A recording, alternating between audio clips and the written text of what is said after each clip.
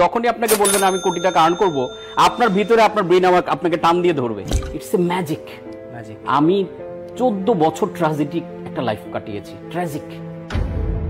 আমি 12 ধরনের ব্যবসা করে প্রায় 6 কোটি টাকার উপরে লস করেছি। যেমন একজন রিক্সাওয়ালা যখন রিক্সা চালাচ্ছে, সেইটাকে একটা মহান পেশা বলবো আমি, কিন্তু এটাকে ক্যারিয়ার বলবো না, কারণ এটার মধ্যে ডেভেলপমেন্টের জায়গাটা না। ধরুন কেএফসি গিয়ে আমি একটা 500 টাকার বার্গার খেয়ে ফেলতে একবারও দ্বিধা করি না, চিন্তা করি না, কিন্তু আমি যখন একটা বই কিনতে যাই আমি দেখেছি যে প্রচুর চিন্তা হয় যে আমি 500 টাকা দিয়ে একটা বই কিনবো। মানুষ তার চিন্তার পরিবর্তনের মাধ্যমে তার পুরো জীবনটাকে পরিবর্তন করতে পারে। এখনকার পৃথিবীতে বিজনেস কিন্তু যুদ্ধক্ষেত্র। ক্যারিয়ার ব্যাপারটা আমাদেরকে একটু ক্লিয়ারলি বুঝতে হবে। নিজের সাথে যুদ্ধ, কিভাবে নিজের ব্রেনের পাইলট নিজেই হওয়া যায়। এই ভিডিওটা আপলোড করার সাথে সাথে একদিনের ভিতরে ভিউজ হয় 7 লক্ষ। এই 7 লক্ষ মানুষ ভিডিওটি দেখার পরে নিজের মাথায় একটা প্রশ্ন করে, সেটি হচ্ছে সত্যিকার অর্থেই কি ব্রেইনকে নিজে নিজে কন্ট্রোল করা যায়। এবং এই প্রশ্নের উত্তর নিয়েই আমরা আজকে দেখা করব বইয়ের লেখক কোচ কাঞ্চন ভাইয়ের সাথে। চলুন দেরি না করে দেখা করা যাক। ক্যাশ মেশিন বইয়ের লেখক, সার্টিফাইড হ্যাপিনেস এবং ব্রেইন কোচ কাঞ্চন ভাই, আপনি কেমন আছেন? আলহামদুলিল্লাহ, খুবই ভালো আছি। আচ্ছা, আলহামদুলিল্লাহ। আমাদের ভিডিওটা পাবলিশ হওয়ার পর আমাদের কমেন্ট বক্সে বেশ কিছু প্রশ্নের সম্মুখীন আমরা হয়েছি।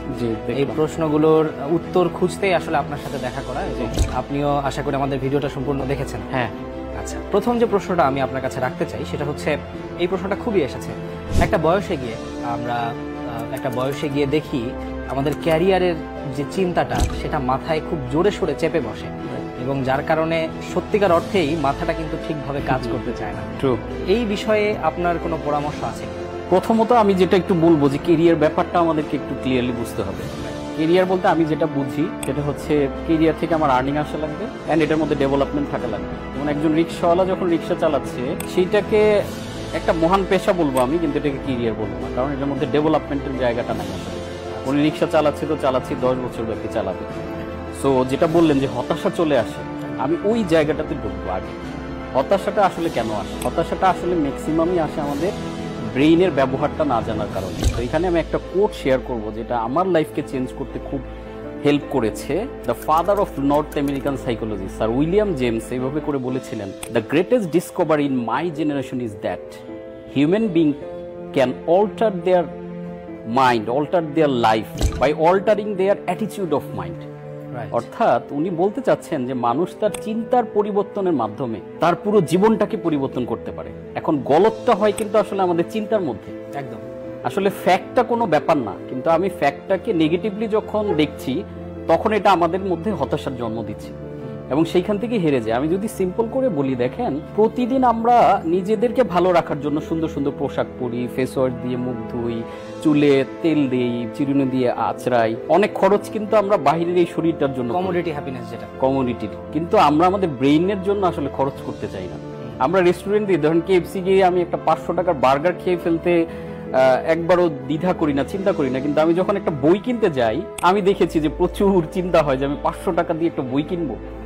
তো তার মানে আমরা ব্রেনকে আসলে প্রপার ফুডটা দেই না আলটিমেটলি, সেইখান থেকে কিন্তু আসলে হতাশার জন্মটা শুরু হয়। তার মানে ব্যাপারটা এরকম যে আমরা যদি ব্রেনকে তার প্রয়োজনীয় খাবারটা দেই, রাইট, তাহলে হতাশাটাকে কাটিয়ে ওঠা সম্ভব। তো কোন ব্যাপারটাকে আপনি মনে করেন যে ব্রেইনের খাবার হিসেবে সবচাইতে বেশি উপযুক্ত? বইয়ের সাথে যদি আরো কিছু বলেন। ব্রেইনের খাবার হিসেবে ব্রেইনকে পজিটিভ খাবার দিতে হবে সোজা। আমরা যেমন পেটের জন্য পচা বাসে, আমাকে যদি পচা 1 প্লেট কাচ্চি বিরিয়ানি এনে দিয়ে দেয় আমি কিন্তু খাবো না।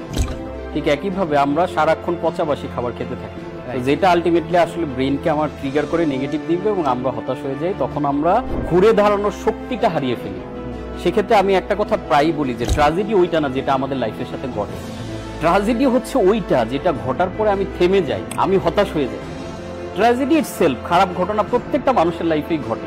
কেউ কেউ এই খারাপ ঘটনা থেকে ঘুরে দাঁড়ায়, আর কেউ কেউ মনে করে না যে এই খারাপ ঘটনাটাই আমার লাইফের শেষ, সমাপ্তি টেনে দেয়। তখনই কিন্তু আলটিমেট ঝামেলাটা শুরু হয়। Become the pilot of your brain, not the passenger. ব্রেইনের প্যাসেঞ্জার হলে ব্রেইন আপনাকে হতাশার গন্তব্যে নিয়ে যাবে, আর আপনি যখন পাইলট হবেন আপনার মতো করে ব্রেইনকে পরিচালনা করতে পারতে হবে। এন্ড আমি লাস্ট একটা কথা বলে শেষ করব, anything I tell myself about future outcome I made it up. অর্থাৎ আমার ব্রেইনকে আমি আমার ফিউচার সম্বন্ধে যা বলি আলটিমেটলি ব্রেইন আমার দিয়ে সেটাই করায়। সো সবাই ভালো থাকবেন, আপনি আপনার ব্রেইনকে কমান্ড করেন যেন আপনি আপনার ব্রেইনকে দিয়ে ভালো একটা আউটপুট নিয়ে আসতে পারেন।